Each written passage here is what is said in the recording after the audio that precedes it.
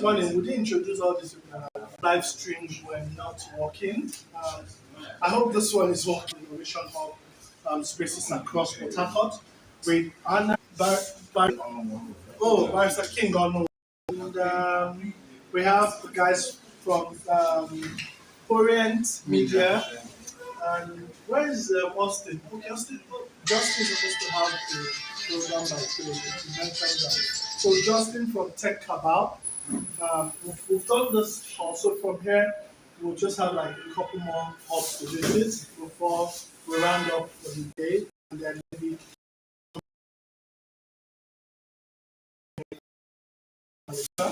But right now we're in the Lotus Square, and Bruce would have to help us explain what they.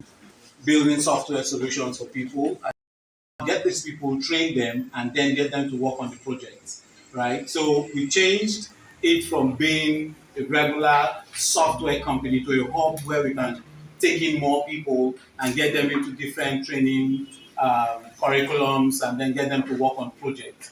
So now it's a hub. Every other person is allowed to come in without you being a staff of the company, because that's the culture of a hub.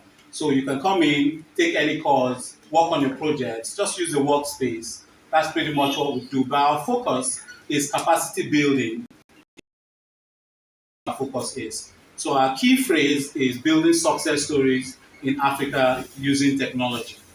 That's a summary of what we're doing on Lotus Square. So everybody here is either freelancing, working on the project, learning, internship, and so on.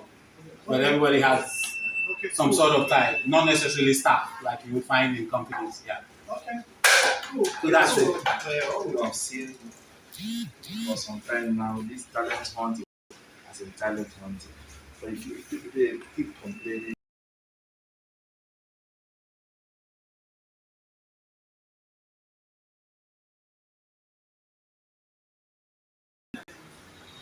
I am grooming the talents that I will work with. So that gives me a different view to it. I think another perspective to his question is how are you helping to solve the talent problem for other people? Because most of the places we've gone to, a couple of people have mentioned the fact that talent is a problem for them, right? But additional to that question would be, since inception, how many people would you say you trained and they are gainfully employed at the moment? And I mean, if you can cite examples, that will help a lot. Okay, so when it comes to that, the talent gap for people is not my primary concern. My primary concern is engagement, right? So you meet somebody that is done from SSC, like secondary school, and that person is at home doing nothing. How do you move that person from there to a particular skill that the person can start working or earning or doing something meaningfully engaged? Or you meet somebody that is done with NYSC, how will the person get a job? That's the next question. Using technology, you can learn several skills, looking at your strengths. You can learn a big boss. Tech is still a big boss. And because tech is still a big boss, you still need more people in tech, either to build projects, push projects, promote the project, several things that need to be done. And so we would always need this talent. So I focus on grooming the talents I need and filling the gaps I have.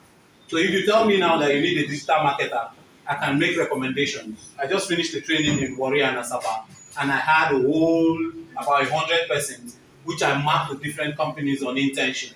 And we're now taking data back to know how they work with these companies. And some of the companies, about 4 companies, have already retained the people that did internship. And now we're beginning to open that conversation of retainership with the companies. So that's how I contribute my own quota. I'm not looking to solve the bigger problem of talent gap.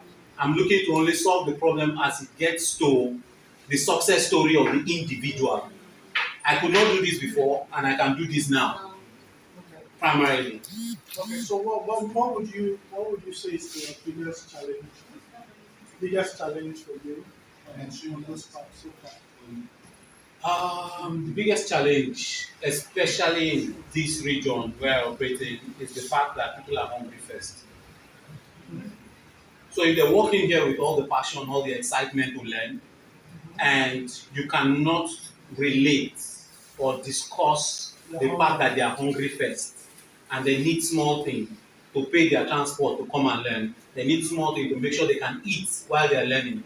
If you don't have that as part of your plan, then you will lose them. They'll just suddenly stop coming. So how do I solve that problem? I can't. The sustainability. How do you that then factor. sustain that? Yes. How do you then sustain that? That's the biggest challenge I have. But as for passion, yeah, maybe we still have the internet and the laptop issue, not having systems to work with. But primarily, that small transport and that small feeding that will keep them going to learn. Once they finish learning, they can always get to the next phase and the next phase. Okay, okay. That's what I say as the major challenge. Yeah. So, is there any collective plan or growth for the technical system in Rivers State or in Port Harcourt, considering Port Harcourt? Okay, so together, I would say no. But individually, yes. Like I can tell the plan he has, and he knows what I do. I know what Cancer River Hub does. I know what Tech Creek does. So individually, we know what we do, and we always support, attend each other's events, speak at each other's events, promote when there is trainings. Like Olotu Square provides the trainers that train in Tech Creek. From 2018, they started till last year. We provided all the trainers in that Tech Creek this building, right? So we support each other in different ways, knowing what our individual goals and aspirations are. But collectively, yes, there was a time when we had something, a collective vision. But at this time, I think we are getting on board with that. We're bringing that back to the table, having a collective vision. So, you will say that collaboration within tech hubs is actually healthy, strong. Oh yes, self-evident. it's fine. It's fine. Okay, guys. I have my question would be around supporting the developers or use that hub, they gain the skills and then they now come up with interesting ideas they want to build into products or ventures. How do you support that process? Okay, so we had the structured incubation program before, where we kind of killed it off because we could not sustain it, right? It's not our core focus, so we could not sustain it. So we kind of killed it off and then recommend that they attend other incubation programs or acceleration programs. However, there's still a space for advisory, startup advisory. So you can tell them, okay, so you're building this product. Don't build like this. Don't use this kind of technologies. Use this kind of things. Work with this. In your team, make sure you have this. And then we can provide also templates. Make sure you have the shareholders agreement. Make sure you register. Make sure you do X, Y, Z.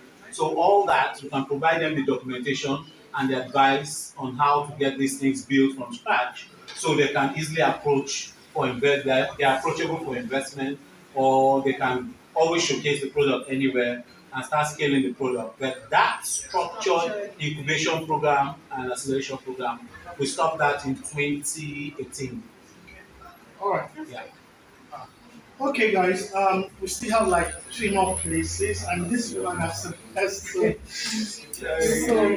So let's quickly take shot, and then, as usual, in 60 seconds, anybody that's on the couch.